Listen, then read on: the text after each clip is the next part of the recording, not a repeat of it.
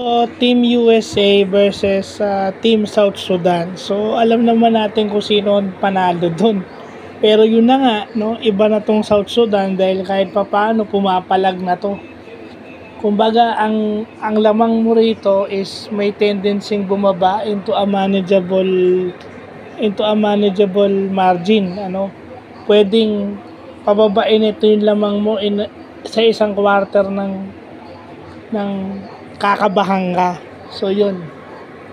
Well, medyo pangit yung laro ni Kerry, medyo inaalat yung shooting niya, nasupalpal pa nga siya, pero doon mo makikita gaano kalalim tong US na to dahil malas si Kerry pero yung ibang mga camping niya nagko-contribute. Pero talagang mahirap lang din kalaban itong South Sudan dahil makukulit sa depensa. Talagang susunggaban nila yung bola kahit na sabihin mahigpit ang hawak mo sa bola, susunggaban ka nila.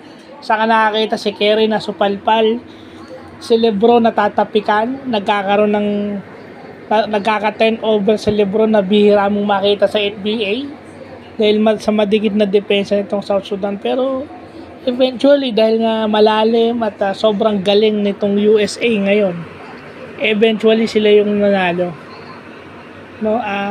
Respectable naman yung score pero bumababa yung lamang mo dahil sa pumapalag yung kalaban mo. So yun lang po.